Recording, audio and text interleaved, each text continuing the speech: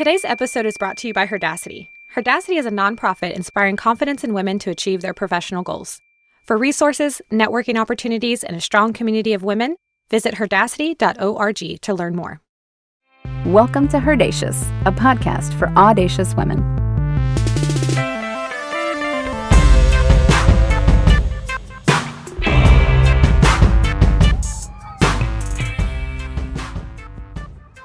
Hello all, Lorelei here, the host of HERdacious. We're recording at a Moon Lab Studios in Austin, Texas, and I am pleased you are catching this episode.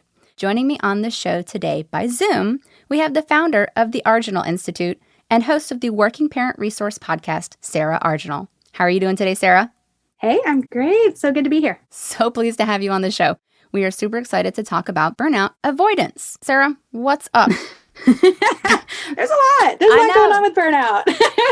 And one of the things I've noticed is that whenever I'm reading an article about it or getting advice from someone, it's always about either time management or self-care. Seems to be like those are the buckets where people go to solve the burnout problem. And for the 7 years or so, I've been studying this specific issue, and specifically with regards to either professionals or working parents, I've discovered that it's a lot more complex than just time management or productivity or, grabbing a massage here and there. There's just a lot more to it. Well, is burnout a new phenomenon for us? Are we just more sensitive than we used to be? Because I feel like people just used to power through, and maybe that was just some sort of idealized fiction that was passed down. It's not a new phenomenon, obviously. This has always been around. Over the last 20 years or so, I think it has gotten worse for a variety of reasons that we can go into. But what is different is that in 2019, the World Health Organization did classify it as a syndrome that is impacting people's health and well-being. So it is something that is getting more serious. It's something that people are starting to realize really does impact the way people's lives, how they unfold, how they experience their lives. And so it's important. It's something that is a problem that is finally starting to be acknowledged, which I think is a good thing. Is burnout avoidance even the right phrase in this discussion? Yeah, I think that's part of it. I kind of blend the discussion in, I look at it in two different ways. One is avoidance. There's, it is good to prevent burnout in our lives. There are a lot of things we can each do individually so that we don't experience burnout at all. Or if we do, we kind of like recognize it and can course correct quickly. I think that's what we're talking about. If we talk about burnout avoidance is like, hey, I'm going to like construct my lifestyle so that I don't fall into burnout. But then there are a lot of people who are already struggling with burnout, and some of the signs are hard to recognize. And when that happens, then you're kind of talking about overcoming burnout. You're talking about now recovering from burnout so that you can get to a place where you can even prevent it. Because once you're in it, it's a hard hole to climb out of. So it's twofold. We have burnout avoidance and we have burnout recovery. Talk about the complexities of burnout itself. I've noticed that there are a few different things going on when we talk about burnout. I think the way that our society is constructed, especially here in the United States where we're recording right now, there are a lot of things going on that just make it feel like burnout is the way that it's supposed to be. Like if you are a corporate professional, if you are an entrepreneur, if you're a parent or a working parent, it's just kind of how it is. Everybody around us is feeling this sense of exhaustion and craziness and impatience with everything that comes at us. We feel like we're out of control. We're drowning. We have all these phrases for this feeling of, I can't manage my lifestyle. And so I think that there are a lot of different things that are going on. And I'm actually writing a book on this topic right now. And I started out with one chapter, and I really dove into what's really going on in our society. And I ended up having to split it into 3 different chapters because I found that it really gets broken down into 3 different categories of things that are happening. Which are? And the first one is an internal sense of things, our psychological, the messages that we tell ourselves, the ingrained beliefs that we have either from our childhood or from just the society around us, just the stuff that's kind of going on, our habits, the things that happen within us, that's contributing to burnout in a lot of ways. And those are the things that are kind of invisible to us. It's just kind of how we operate. That's how we see the world. But it does hold us back from living a life without burnout. The second category of things are interpersonal, and that's our relationships. Whether if we're parents, there's a lot of demands on our time and a lot of things going on that require our attention and our energy that contribute to burnout.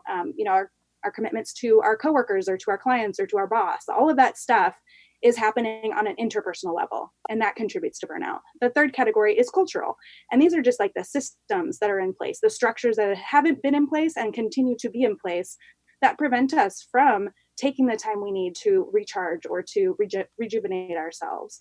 Or, especially again for like working moms, there are a lot of systemic wide things that prevent us from being able to live the kinds of lives that we might want to live.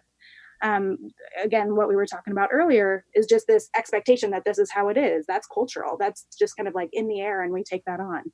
So I've kind of broken it down to those three different things. And then within that, there are just a lot of different variables even. Repeat those three things for me one more time. Yeah. Number one is the internal things that are going on. That's all happening within us. That's the psychological, belief systems and value systems, all of that. Interpersonal, our relationships, how our relationships put demands on us, whether that's at work or at home, in our friendships, in our extended family, parents, siblings, whoever is in our life often have expectations of us and need us for certain things. That can put a demand on us that contributes to overwhelm and burnout. And then the third is structural or cultural. And that is all of the things that happen in our society. Just the way that our society is made up hasn't really adapted to modern life in a way that puts an extra added burden onto our day-to-day lives. So how is burnout affecting working women? In a lot of ways. So again, if you dive into any of those internal, interpersonal, or cultural categories. So for the internal ones, I hear a lot of myths and beliefs that are kind of being thrown around out there. Give me an example. One of them is, this is just what I signed up for. I happened to work in the litigation field for about 20 years. And I would talk to, as I started doing this work, I would talk to a lot of working moms in litigation. And I know that this happens in finance and marketing and sales and other industries as well. But the biggest one is, hey, when I went into litigation, I knew it was going to be like a 24/7 job. It was just going to be demanding. I knew what I was signing up for, so I can't complain. So that's one of the things, is just kind of this resignation that, I can't change this. This is just what it is. And this is, I made the choice to go into this field. So it's kind of like on me. I made my bed. Now I've got to lay in it. And I think that that's a false assumption. I don't think that that's necessarily how it has to be. The studies show that that isn't necessarily how it has to be. So the second thing is for professionals, especially if you're somebody who's ambitious and smart and used to mastering things in your life, there is this tendency to believe that you have all this information at your fingertips and that you should be able to just go grab a book and read it and implement it and execute it, and it'll all work out. That we should just be able to figure this out on our own. And the issue is so complex that what I found is that it's really hard to identify the things that really even need to be solved, much less than to just go grab a book from a random expert and then apply that and have it work. I think that there's a lot more at play here. For real? So that seems like a really risky venture, just to put all your hopes and dreams in one book or two books, some self-help options. Well, and a lot of people they're looking for the answers out there. And what society is telling us is, oh, we have the answers. Here you go. Just real quick, read these top 10 tips on my blog post and you're going to have a happy life, or, hey, go work with this coach. And within 6 weeks, you're going to be a new person. Or if you read this book, the top 3 books that come up on Amazon in terms of burnout, if you just go through those solutions or those strategies, you're going to be fine. I can help you solve all your problems. So it's a tempting myth to believe. And I understand why it's a myth out there, but it is a myth nonetheless, and we keep just oh, that one didn't work. I'm either not doing it right or, okay, I'll just go on to the next one and try that. And I think we get stuck in this cycle of looking outside of ourselves for all of these answers. So that's kind of a second myth that I've seen that really is so indoctrinated at this point in our society that it's really a hard one to challenge and a hard one to move out of, but it's real. Of course. In terms of the interpersonal stuff, a lot of stuff that I see happening for professionals is this mental load. Again, I work with working parents, so this happens a lot with moms, but I think it happens with women in general, whether you're married, even at work. I think that women take on a lot of that kind of psychological energy in an office. Maybe they're the ones who are in charge of putting the birthday parties together or organizing the social hours or things like that. There's a lot of extra work that is invisible labor for women in particular. And I think that it's something that we're starting to recognize is a phenomenon out there. It is something that is contributing to burnout, but we haven't figured out a solution for it yet. We haven't really found out a way to divide and conquer, to offload some of that responsibility to other people. Okay. So I know that you, in the work that you do, work a lot with working moms. How does burnout affect specifically working moms? That's one of them, is mental load. It's extremely pervasive in a family. A lot of women, especially in dual income families, if both moms and dads are going to work, or, women, if you're in a same-sex marriage or something like that, it exists in that as well. But everybody goes to work. And then when women come home, they tend to take on the majority share of the household responsibilities more than men. And again, we're starting to shift in the right direction, but we're definitely not there yet. So that extra burden really falls on the mom's shoulders and adds a lot of stress and overwhelm. And it's things that you wouldn't think, like filling out forms or doing research for a vacation or making sure that the kids go to their pediatrician appointment, things like that. Do you have advice for working women, working moms to maybe ask for more assistance in that aspect, to take some of their time back? There's a lot of advice out there. I can go into the details. I tend to take kind of a more of a holistic approach to this problem. But yeah, absolutely. Just number one, understanding that that's part of the problem, recognizing that, hey, I've taken on way more than my share and also way more than I can tolerate, more than I can handle. I think a lot of women have sort of been groomed to believe that we should be able to handle everything. We shouldn't complain. We should always say yes. We should not say no. We should accommodate. We should not disappoint. All of those are, again, kind of part of those internal or even cultural messaging that we hear. All of that stuff kind of comes together in one perfect storm so that we're taking on extra. So number one is just the acknowledgement, like, it's okay if I don't do this. It's okay if I say no. It's okay if I set a boundary. And then when I do set that boundary and people push back, it's okay for me to continue to reinforce it. All of those are, that's what the process is. And it's incredibly difficult. It feels unnatural. It feels like we're bad people. It feels like we're wrong. And so really kind of retraining ourselves to say, no, I'm standing up for my right to kind of just like, while I'm saying no, I'm going to go take that time that I'm saving and sit on the couch and do nothing. And that often doesn't happen. Sometimes we'll set a boundary, say at work, and I'm not going to take on that project. Thank you very much. But then we go home and fill that time with other work. So it really is, it's us taking control of our time and our energy and deciding how we're going to invest it and sticking with that and not letting all the pressure from all the outside demands control that for us. So I know that you have some feels in regards to the hustle culture of today. Do you want to share some of those with us?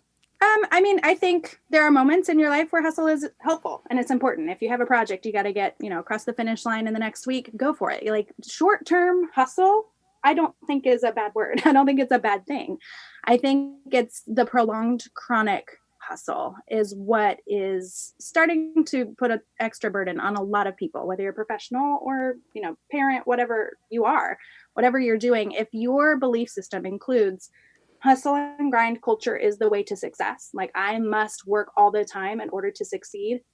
If I'm not always productive, I'm a failure. Like those messages that, again, are quite ingrained in our society. If we're falling into that trap, if we're believing in that and feeling like we can't, have an easeful day, the things that we're doing, if it doesn't feel good, it's not worth doing. Or if it feels good, it's not worth doing.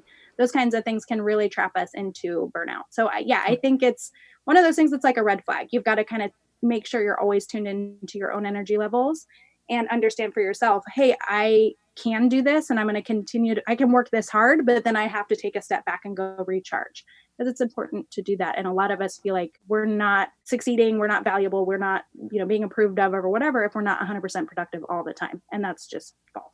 Okay, so that was a lot to take in.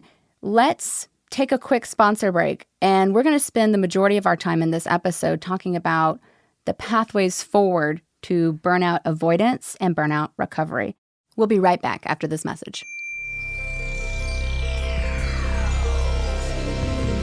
Hi, Barbie here from Moonray, husband and wife indie pop duo. If you enjoy the intro music, we invite you to listen to our debut EP, Honeymoon, streaming now on all platforms.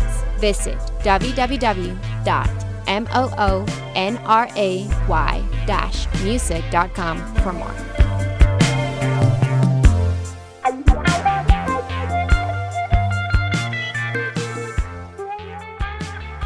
Thank you, sponsor, and we're back. So, Sarah, burnout avoidance and burnout recovery are such a huge topic, such a big conversation. I know there is no one solution. There is no one book to read.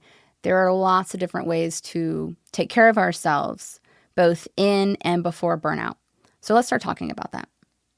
Where would we start? Yeah, I think that all the information out there, all the advice that we have at our fingertips is really awesome. Like we are living in an age where it is a good thing that we have access to all this research that's been done, that we have all these tools, we have all these strategies, we do have all this advice that we can pull from.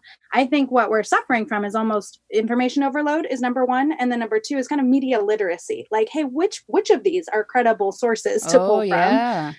First of all. And then secondly, not only are they credible, we might find a lot of credible sources of information and they may either contradict each other. And so we're like, well, now what do we do? Like, somebody tell me what to do. And for me, the thing that I found that helps ground people is starting with themselves. Figure out who you are and what's going to be helpful to you before you go out and look for all the advice and all the information and all the strategies and all the solutions and all the tools. All of that stuff is really, really helpful, but I feel like we're missing the first step or two where we're understanding not only who we are and what's important to us right now, but also then what we need. What are the problems that we are actually experiencing, rather than, hey, somebody's telling me that it's time management and they have a book on how to become better at managing my time. Okay, cool. That must be the problem. Really, a lot of the stuff that I found that contributes to burnout goes deeper. And a lot of people don't have enough time, or they don't have the energy. They're so burned out. They're so overwhelmed. They need that fix like now. They need it immediately. And so they're kind of glossing over the actual problem. They're not diagnosing the right problem before they start trying to find the solution to it. So that's what I really help people do is, hey, let's get grounded. Let's anchor ourselves in a couple of things before we then go out and utilize all of this great information that we have available to us. So that's part of understanding who you are, understanding your value systems, your belief system, and your goals. Actually, I think it goes a lot deeper. It's even more complex than that. And I think some people get nervous about that. Like they want okay, I just need to figure out my priority for this week, and then that will solve all my problems. To me, again, it goes deeper. I help people by using something called the whole self lifestyle. And that goes into a couple of different things. Number one is that we are very dynamic, very complex people. Like as human beings, we have a lot of different roles in our lives. We have a lot of different areas of our lives. We have personality traits. We have values. We have priorities. We have relationships. We have our own strengths and weaknesses. We have our own accomplishments. We have our own idea and perception of who we are. All of that stuff contributes to how we manage our lives on a day-to-day basis. So having a solid understanding of what that is really, really important. So my whole self lifestyle, number one, helps somebody bring together all of those aspects of who they are, rather than just like, hey, I'm not exercising enough lately. I need to find a workout routine and then I need to put it into action. There's a lot more that I think needs to be understood in terms of, well, why don't you have a workout routine that works for you? What's holding you back? Is it that you're overworked over here in this area of your life? We need to solve that problem before any solution is going to work in the workout side of your life. So kind of that whole piece is pulling everything together and getting a full snapshot of what's going on in this moment in your life. The second thing is self, which is understanding yourself and who you are as a unique person in this moment of your life, and then working from that center versus letting everything else out in society tell you, this is what you should be doing. This is what would work for you. This is what's been helpful for me. So obviously it'll transfer to you. So that's that self piece. And the lifestyle piece is, it's really tempting today to feel like there might be a quick fix for all of our problems. And when we're in burnout mode, we are desperate. We need to get out of survival mode as fast as possible. So we grasp for that quick fix. Oh, that one didn't work. Try the next one. Oh, that didn't work. Try the next one. So what I try to help people do is craft a lifestyle for themselves. It's ongoing. It's a practice. It's really rooted in who you are and what's important to you and where you're going, what your goals are. All of that stuff comes into play so that you can have your own customized, unique lifestyle. So let's talk about SELF. You have 4 steps in your program. What does SELF stand for? So SELF is an acronym that helps someone put into practice that aspirational quality of the whole self lifestyle. So that's an idea. That's something to work toward. But people are like, okay, great. Sounds great. How do I do that? The 4 steps, the SELF acronym, walk people through how to actually put that into practice. Okay. So step number 1 is the S, and that is a system inventory or a self inquiry, which is kind of just to like get a snapshot, get some data that you can work with. Look at all of the different areas of your life and come to an understanding of what that looks like today. A lot of the problems that people are experiencing are kind of hidden under the surface. And so doing this really deep self-analysis helps people look at all aspects of their life and what's going on in their life and just get some information about it. Just kind of do like an observation of what's going on in all of these areas of your life before you make any changes to anything. You're just getting information. Does that include journaling, note-taking? Are we talking to counselors? Are we talking to friends? Are we getting feedback? Nope, not yet. This is just you. This is you tapping back into who you are and what's going on in your life. So this is what I do in my workbook is something I offer to people for free to do it. There are a lot of different questions that you can ask yourself. And so I help people answer those questions. It's an inquiry. It's, hey, here are some exercises, some prompts, some questions. Answer these questions to get a solid sense of what's going on in all these different areas of your life. And that's what I feel like a lot of advice out there is missing. They don't know, they're not asking you questions to get your own answers. What they're doing is telling you, hey, this is what my answers were. And based on those answers, this is what I did. And now I think you could benefit from that.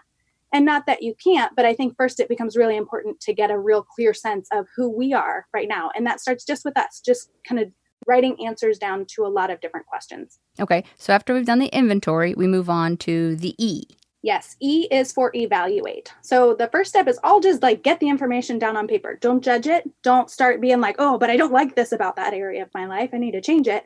It's just just get the information in the first step. The second step is where we dive in and go, okay, so on a scale of 1 to 10, all of these different areas of my life, including my relationships or my parenting relationship, how I feel about my relationship with my kids, my marriage, my mental health, my physical health, my work and career and purpose, all of these different areas of my life. We've gotten all the information. Now we get to look at it and say, this is what I love about my life. This is what's really working well. And this is what is not working well. This is what I need to change. I don't like that I work 24/7. I don't like that I never get to exercise.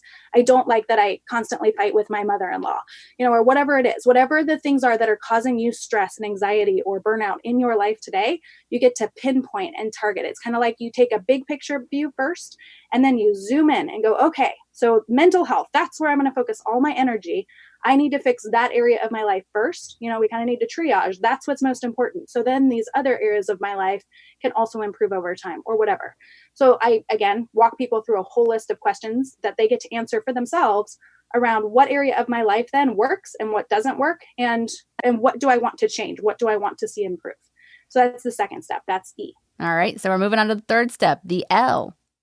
That is for list of solutions. So after you have an idea from the first and second step of what you want to change, now you get to actually put a list together. And this is where then you go and ask your friends for advice. You go talk to your mom about what she did when she was a working mom or whatever. You read books, you listen to podcasts. This is when you go into information overload. This is where, because you finally have a target, you finally have some clarity in terms of the problem that you're trying to actually solve. Now you can go and very quickly and easily, almost, you can do this for as long as you want. You get to go out and look for solutions out there in society. This isn't even as much about you. It's about hey, what out there seems like it might be helpful? And you add that to a brainstorm list. And again, we're not going to even evaluate whether it would be helpful or whether you're going to do it. This is a list of action steps. First of all, it's something it's a behavior that you can implement into your life. And secondly, it's just a list. It's a list of options for you. You're not going to implement all of these things. It's just to get all of your possibilities in one place for yourself. It's the third step. All right. So this is a customized list. And I just want to clarify, we don't have to be doing what everybody else wants, right? We could do what makes us happy, what makes us comfortable. We can talk to the people that make us feel safe. We don't have to do what everyone else is doing to our list of solutions. Right. And you can hey, you talk to one best friend and they're like, oh, what really helps for me is going and getting massage 3 days a week. That is how I have overcome burnout. And you're like, great, I'll put that on the list. That's a possibility, potentially. I'll just throw it. I'm not going to judge it at this point. I'm just going to throw it on the list. Sounds like it could be fun. I'll see how that works for me. But this isn't where you're deciding what's going to work for you. This is just you gathering ideas. It's just brainstorming a list of solutions. You're just going out into the world and going, on that podcast, they said maybe if I go and talk to a therapist, this could help. Okay, I'll do that. Maybe you take this to your therapist and say, hey, I have found that I'm really struggling with my relationship with my mother-in-law. I need to find some solutions for that. And maybe you can talk to your therapist about a couple of things you could do. You add that to your list of solutions. You read a book, having a good relationship with in-laws. Whatever it is, you go and get as many different ideas as you possibly can, and you throw them on the list. You don't have to do any of them yet. You're just kind of putting them on a list of ideas. And then at the end of that, the fourth step is familiarize. F. That is when you actually do implement something. This isn't just oh, okay, cool. I've informed myself. I've gone out and consumed all this information. I've gotten all the ideas. What I've found is that most of us are stuck in step 3, where we're just getting all the ideas without regard to what the actual problems are. We're just kind of taking in information all the time, which studies show actually do lead to brain damage. We are taking in so much information. We're consuming so much information that we're not actually implementing or finding to be helpful, that it's dulling our sense of our ability to actually solve problems. Oh my gosh, we have ladies. so much information. Yeah. And I can send you a link to that study if you like. Please. But there's so much coming in that we don't do anything with it. And that is contributing in itself to information overload and to burnout. We feel like we have all these solutions and we're not putting any of them into practice. So step number 4 is take your list of solutions, look at them, ask yourself, okay, given everything I've now discovered about myself in those first 3 steps, which one of these things do I want to try first? I'm going to try one thing out of the 100 things I came up with or whatever in that 3rd step.